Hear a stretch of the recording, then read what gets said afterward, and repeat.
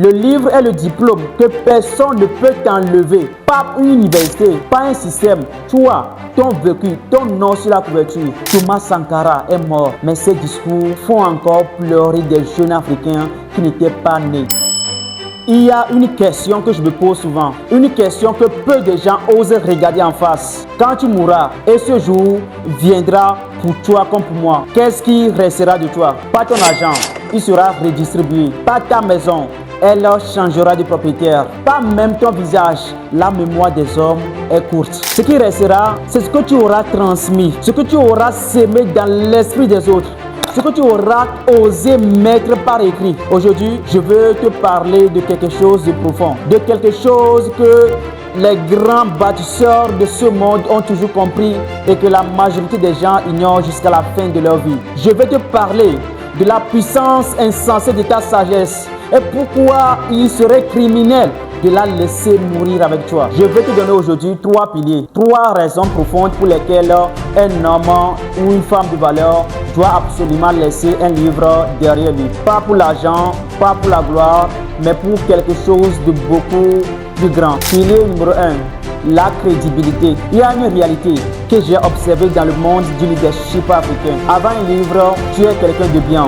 Après un livre, tu deviens une référence. Quand tu entres dans une salle de conférence avec un livre sous le bras, ton livre, les regards changent. On t'écoute différemment, on te considère différemment, on te présente différemment. Le livre est le diplôme que personne ne peut t'enlever. Pas une université, pas un système. Toi, ton vécu, ton nom sur la couverture. Pilier numéro 2, la transmission. Pense à tes parents, à tes grands-parents. Combien de sagesse, de recettes de vie, de leçons dures et précieuses ont disparu parce qu'ils n'ont pas eu l'occasion, mais l'outil ou l'occasion de les mettre par écrit. La douleur de ne plus pouvoir demander à ceux qui sont partis, tu la connais peut-être. Tu as la chance, toi, d'avoir cet outil, de vivre à une époque où immortaliser ta sagesse est possible, accessible, réel. Tes enfants n'auront pas à deviner qui tu étais. Ils pourront te lire. C'est peut-être la chose la plus belle qu'un parent puisse faire pour ses enfants. Pilier numéro 3, l'immortalité. Je ne parle pas d'immortalité physique, je parle de quelque chose de plus réel encore. Regarde l'histoire, pas l'histoire qu'on t'a enseignée à l'école, l'histoire réelle des hommes et des femmes qui ont changé le cours des civilisations.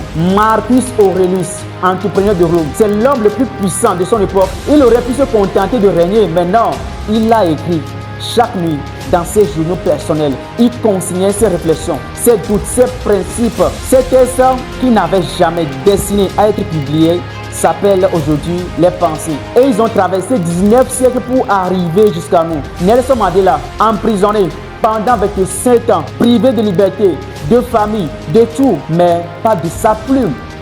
Sur Robert Island, il a écrit, et ce qu'il a écrit a transcendé les murs de sa prison pour inspirer des millions d'Africains. Son autobiographie, un long chemin vers la liberté. Et ça reste l'un des livres les plus lus sur notre continent. Et sur notre continent, en ce mois même, combien de leaders, combien d'hommes, d'affaires, combien de pasteurs, combien de mères de famille extraordinaires ont des histoires 10 fois plus puissantes qu'ils publient sur les réseaux sociaux. La différence entre quelqu'un qu'on oublie et quelqu'un dont on se souvient, ce n'est pas de l'intelligence, mon cher ami. Ce n'est pas le talent, ce n'est même pas le succès, c'est la trace écrite. Les grands esprits ont toujours su quelque chose instinctif. Une vie non écrite est une vie à moitié vécue. Homer est mort, mais l'Iliade vit toujours. Thomas Sankara est mort, mais ses discours font encore pleurer des jeunes Africains qui n'étaient pas nés. Cheikh Anta Diop est mort, mais ses livres continuent de réveiller des consciences sur notre continent. Ces hommes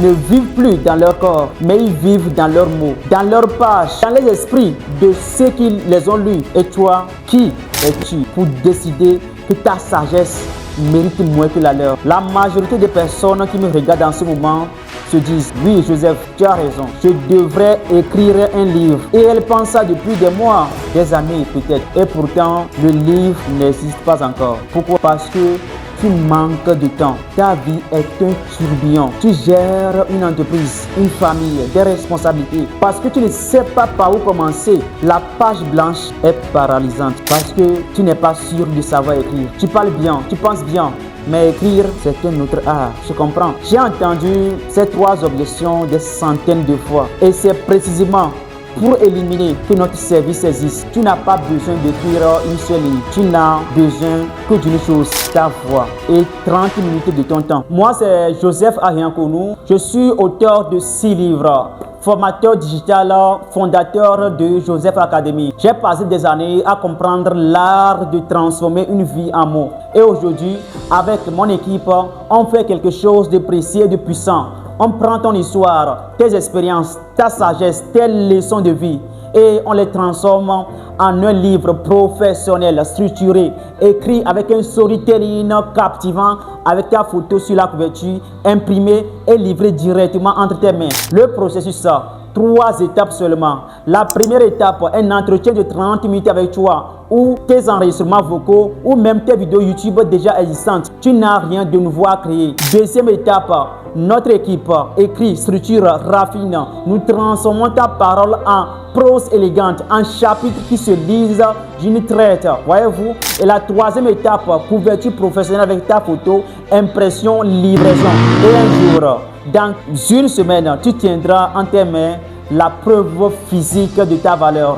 Un objet que tes enfants liront, que tes enfants respecteront, que ton peuple gardera. Je vais terminer par quelque chose de personnel. Il y a des années, j'étais quelqu'un que personne ne regardait. J'ai travaillé de mes mains, j'ai douté, j'ai cherché. Et un jour, j'ai commencé à écrire. Non pas parce que j'étais prêt, mais parce que je savais que si je ne le faisais pas, une partie de moi disparaîtrait dans le silence. Ce premier livre a tout changé. Pas parce qu'il était parfait, mais parce qu'il existait, parce qu'il portait mon nom. Parce qu'il disait au monde, j'étais là, j'ai vécu, j'ai appris et je vous donne, tu as quelque chose à donner. Je le sais, tu le sais. La question n'est plus, est-ce que je mérite d'écrire un livre? La question c'est, combien de temps encore vais-je attendre? Appelle-nous maintenant au plus 228 93 96 95 36 ou 72 24 02 30. C'est une conversation gratuite sans engagement. Juste pour voir ensemble comment ton histoire peut devenir le livre que quelqu'un quelque part attend depuis longtemps. Tu as survécu à tout ce que la vie t'a envoyé. Il est temps que le monde le sache.